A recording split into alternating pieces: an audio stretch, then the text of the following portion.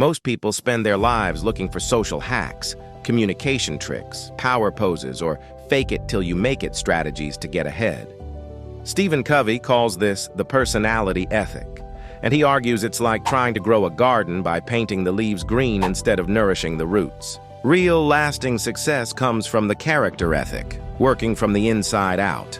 To change your life, you have to change your paradigms, the fundamental lens through which you see the world. If you want a better marriage, be a better spouse. If you want more trust at work, be more trustworthy. It starts with you. The first stage of growth is moving from dependence to independence through what Covey calls the private victory. Habit 1 is to be proactive. This is the foundation of all other habits. It's the realization that as humans, we have a unique ability. Between a stimulus and our response, there is a space. In that space lies our freedom to choose. Highly effective people don't say, "He made me so mad." They recognize that they chose to be mad.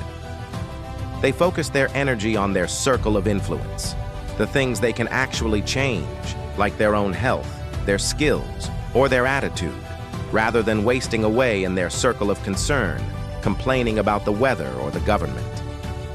Habit 2 is to begin with the end in mind. Imagine you are at a funeral, but as you look in the casket, you realize it's you. What would you want your family, friends, and colleagues to say about you? This is the ultimate end. If you don't have a clear map of your values, you are just a passenger in someone else's car. This habit is about creating a personal mission statement. It ensures that your ladder isn't leaning against the wrong wall, because if the ladder is wrong, every step you take just gets you to the wrong place faster. Habit 3 is to put first things first. This is where the rubber meets the road. Covey introduces the time management matrix. Most of us spend our lives in quadrant 1, urgent and important, fighting fires, or quadrant 3, urgent but not important, answering pointless emails. Effective people live in quadrant 2, things that are important but not urgent.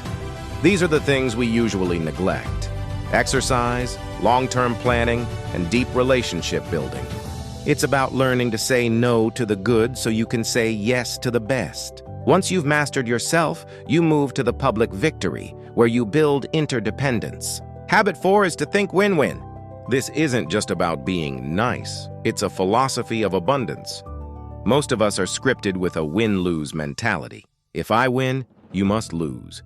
But in a long-term relationship, if we both don't win, we both eventually lose. Win-win is a commitment to find a third way that benefits everyone. It requires a balance of high courage to ask for what you need and high consideration for what the other person needs. Habit 5 is to seek first to understand, then to be understood. This is the single most powerful habit for communication. Most people listen with the intent to reply, not to understand. They are preparing their defense while the other person is still talking. Covey teaches empathic listening. You have to diagnose before you prescribe. When you listen so deeply that you can explain the other person's point of view better than they can, their defenses drop. Only then do you have the emotional credits to be understood yourself. Habit 6 is to synergize. Synergy is the fruit of all the previous habits. It is the belief that the whole is greater than the sum of its parts. Synergy is not compromise. Compromise is 1. Plus 1, 1, 5. Synergy is 1 plus 1, 10. It's about valuing the differences between people. Instead of seeing a different opinion as a threat, you see it as an opportunity to find a solution that neither of you could have ever found alone. Finally, habit 7 is to sharpen the saw. Imagine a man trying to saw down a tree for 5 hours. He's exhausted and getting nowhere. You tell him, "Take a break and sharpen your saw." He snaps back, "I don't have time to sharpen the saw. I'm too busy sawing."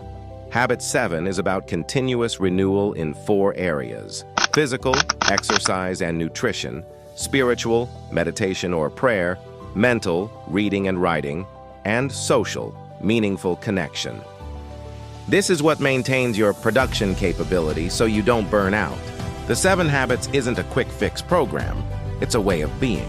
As Covey famously said, sow a thought, reap an action. Sow an action, reap a habit. Sow a habit, reap a character. Sow a character, reap a destiny.